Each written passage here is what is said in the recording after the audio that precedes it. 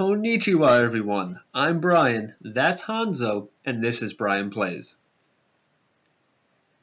What's up everybody and welcome to episode 5 of Brian Plays Overwatch, and today's a look at everybody's favorite arrow-slinging sniper, the first of the two dragons, Hanzo.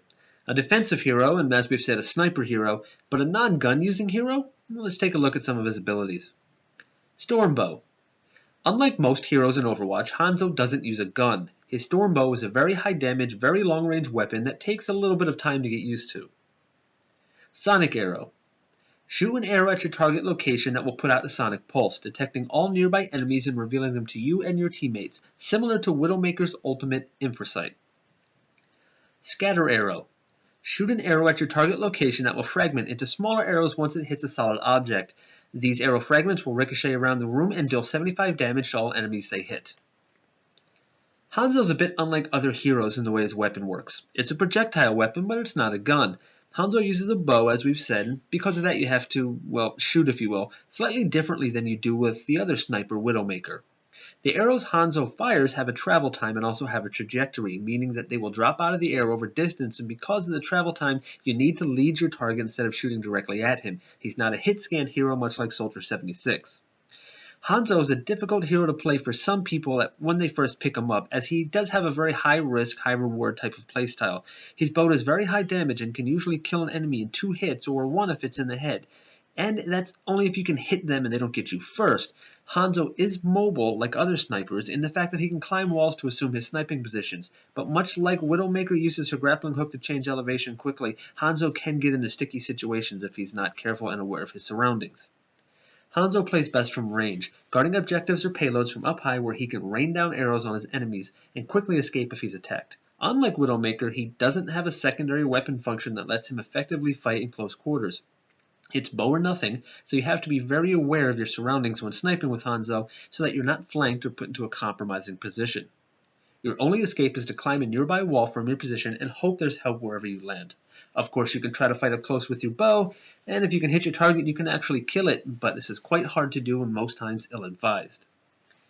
Now, Hanzo's scatter arrow is very useful for enemies that are held up in rooms or hallways, as you can fire it into the surrounding area and it will fragment, bouncing around and doing damage to anyone it hits. The best way to use this, I find, is to shoot it into a wall behind, if they're in a room, or if they're in the open, shoot it at the ground in front of them, as it will fragment and travel in a perpendicular line to where it hit the ground, meaning it will shoot directly into them, the shards of the arrow. If you're not quite sure where your enemies are at the moment, think about using your sonic arrow. As we already talked about, once it actually lands in a solid object, it will start emitting a sonic pulse. It'll reveal the location of all enemies within range, kind of like Infrasight from Widowmaker, as it will show enemies as a red silhouette behind solid objects and walls. If there's a few of them grouped up, 3 or more usually, you might just want to think about using your ultimate. And speaking of your ultimate, Dragon Strike. You fire an arrow straight out in front of you. That arrow becomes 2 blue giant swirling dragons, and it pretty much wipes out anything it touches along the path. Its name itself, Dragon Strike, should invoke images of giant scaled lizards devouring your enemies, just like Hanzo's voice line, "Let the dragon consume you." That's kind of exactly what it does, to be honest. Let the dragon consume you. Hanzo does have a telltale audio key, and that's what it is, and it plays and lets everybody know that it's Nom Nom Dragon time and they better run. Enemies do have time to try to avoid Dragon Strike, but it's not easy to do, and shields like Reinhardt's actually do nothing to help. But anyway, guys, enough talk. It's time to release the dragon. Here we go, Hanzo.